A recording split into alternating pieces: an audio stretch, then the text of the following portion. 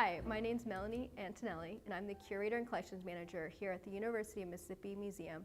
And I'm here with artist Earl Dismuke, who is our first artist interviewee for our artist interview series. So I'm an artist here in Oxford, Mississippi. I have a family here raising 4 children with my lovely wife.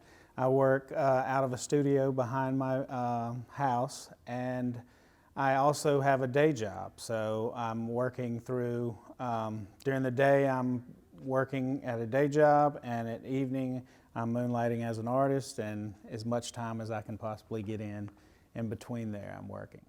You could easily group you as a found object artist, found object sculptor specifically, and we refer to you as an expressionist, abstract expressionist as well. So I go out into different scrap yards, fabrication companies, and I'm looking through their scrap bins to find specific materials that's interesting to me, that maybe had a story of its own prior, and some, you know, and then so I bring all of those back and I live with those, and so hence the name of the show, Gathering.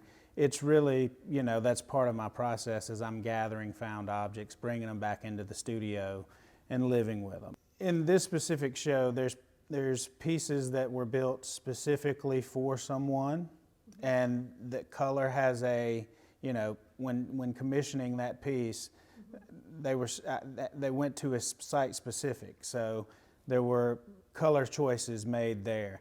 Then other times, I'm not necessarily interested in adding color to it. I'm more interested in what that form is doing. And for me, color is a big challenge in a way. Like, building the forms seem to come easy, but then the whole color aspect of it, you know, can totally change what a piece feels like. I mean, this one specifically, like, it's stoic and has some whimsy to it, in my opinion, but at the same time, it's got a seriousness, elegance to it that I think only black can do. Like, that's one color that can immediately break it down. If we would have painted this thing bright yellow, canary yellow or something, it would have had a totally different feel to it. One of the artists that is inspiration to me is Noguchi. And so I looked at a lot of his ceramic boxes, and from there tried to see what I could do similar to that, pull bits and pieces from what he was doing and see if I could do that in steel. Also, he was carving out of stone, and you know, just working with some of those same tendencies that he had to maybe curve something up and then have a flat plane on it. I was interested in how that, you know, what can I do with that? You know, at that time, that's when Dingbat, the maquette for that came out. It was really had a lot to do with that. At the same time, working with found objects. So considering Rauschenberg and what he had done, and how his work was telling stories with found objects. All of those, you know, working all through those two guys to kind of see what I could come up with at this current time.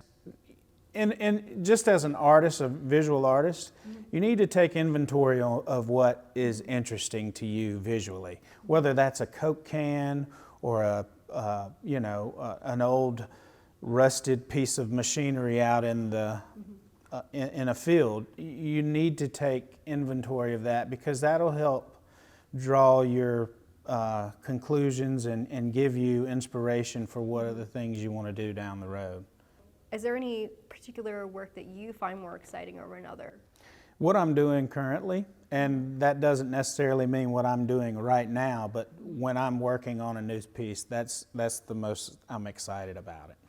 That, you know, when I'm working through problems in the studio, I'm excited about doing that. I'm really learning more about myself and who I am. I would love to get more gallery representation and show in more museums.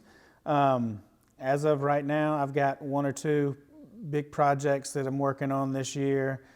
Well, thank you, Earl, for coming here and being our first guest artist for this series. We're delighted to have you here, and I'm sure we're going to keep seeing you and working alongside you.